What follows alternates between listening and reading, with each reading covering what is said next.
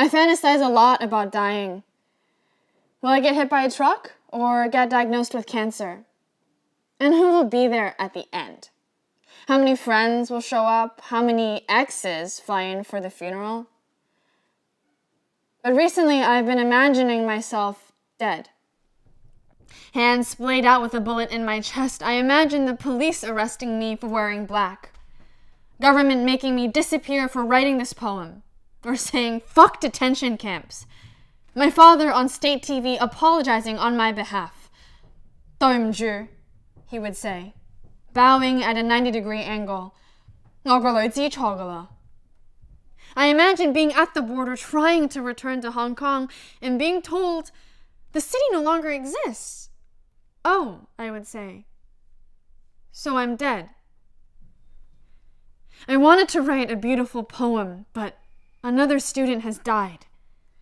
Another 21-year-old shot for wearing black, another 15-year-old girl's body found at the bottom of the ocean, another campus of students writing their death notes as I speak. Today is the 162nd day Hong Kong fights for its survival, and I want to tell you an accurate story of just facts. My name is Stephanie Kuo, Guo Kai. I was born in 1995 in British colonial Hong Kong, and most of my life has been a ticking time bomb of censorship and surveillance, autocracy and propaganda. Today is the 162nd day my people have been taking to the streets. And from ages 11 to 83, over 4,500 have been arrested, 3,000 injured, over 14 live rounds, 1,000 beanbag rounds, 1,000 sponge rounds, 5,000 rubber bullets, and 9,500 canisters of tear gas have been fired, and over 6.5 million citizens exposed. My people have been burned and beaten, attacked and abused, assaulted, raped, shot, threatened, taunted, drowned, and killed. I have watched countless videos of cracked skulls and broken bones, taunted citizens and last breaths, innocent screams from children on the street. Another student has died. He fell, they say. It was an accident, they say, from a third-story parking lot, they say. When he died, the policeman laughed, declared they would pop champagne to celebrate the death of another cockroach. So I want this to be a good story. I want to say, go ahead, China. Make me disappear. Arrest me for writing ugly, accurate words. Ban me from a country that has never protected my people, because these are my people. That 21-year-old shot in the stomach at 8 in the morning. Pedestrian run over by a police motorcade. Social worker shot and blinded in the eye with a rubber bullet. Woman arrested and raped by 4 police officers. 14-year-old kid locked away for owning a laser pointer. They all could have been me. Every morning I wake up to images of cracked skulls on the streets in a country that will fall at China's feet for trade and investment, the NBA and a booming American economy. I used to think about dying, to think about who would be there at the end, who really cared. But I've realized that it doesn't matter who comes in the aftermath. This is a country founded on freedom and democracy, voices of the people and the right to vote, so why does it feel like it's laying in bed with a communist regime?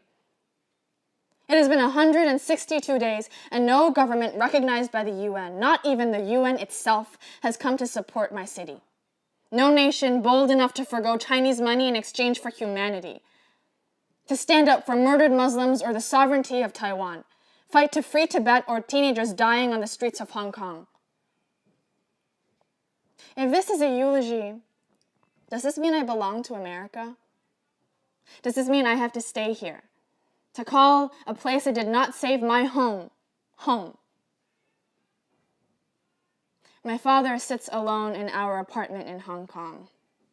He sends me videos of the violence, articles of attacks.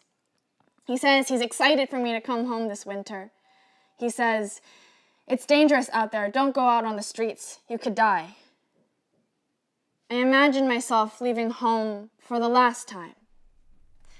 Sometimes it looks like tear gas, like being crushed to the ground by officers and beaten by batons, but most of the time, it looks like being here, in America.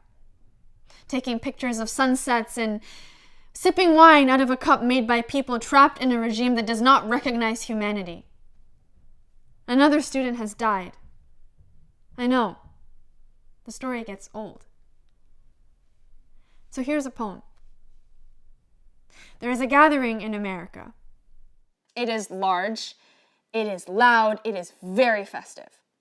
There are 327 million people on their feet, and they all speak Cantonese.